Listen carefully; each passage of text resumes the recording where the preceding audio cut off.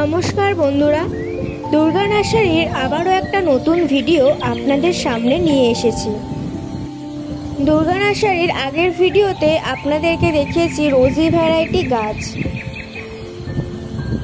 আজকের এই ভিডিওতে আপনাদেরকে দেখাতে চলেছি মাল্টিগ্রাফটিং কিভাবে রেডি হয়।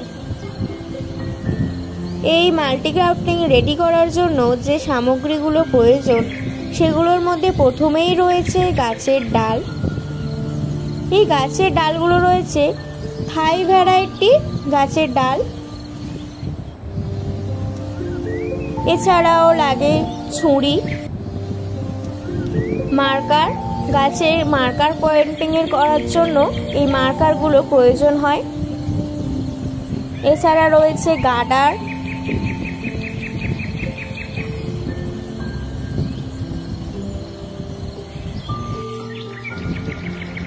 এই রকম সাদা পলিথিন লাগে।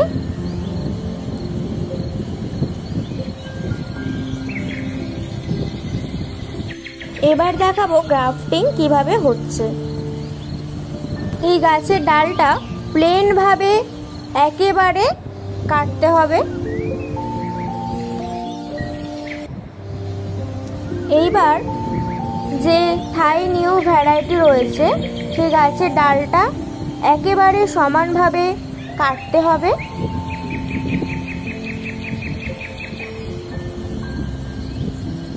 কাটার পরে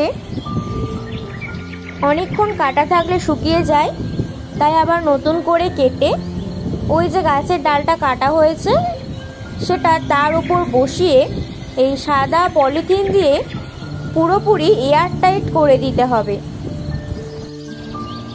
এইভাবে এয়ারটাইট করা হচ্ছে। মার্কার দিয়ে গাছে মার্কার পয়েন্টিং করা হচ্ছে। ক্যানলক অনুযায়ী এখানে মার্কারিং পয়েন্টিং করা হলো।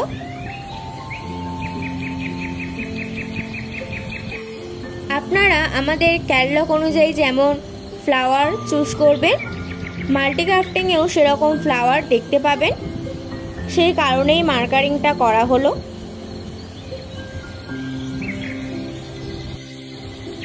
আগের ডালটায় যেভাবে গ্রাফটিং করা হলো বাকি দুটো ডালেও সেইভাবে গ্রাফটিং করে নেওয়া হবে। আপনাদেরকে পুরোটা দেখাচ্ছি।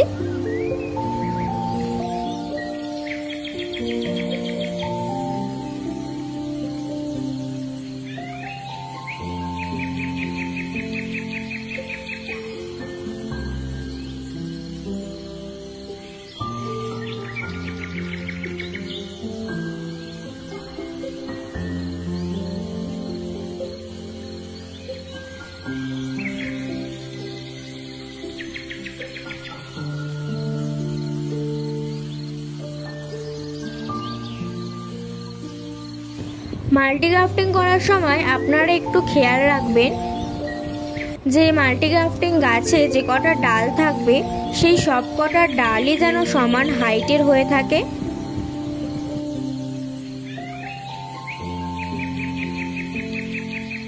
আপনারা দেখতেই পাচ্ছেন গাছের প্রতিটা ডালে মার্কারিং করা হয়েছে যাতে ক্যানলক অনুযায়ী ফ্লাওয়ার চুজ করে আপনারা নিতে পারেন।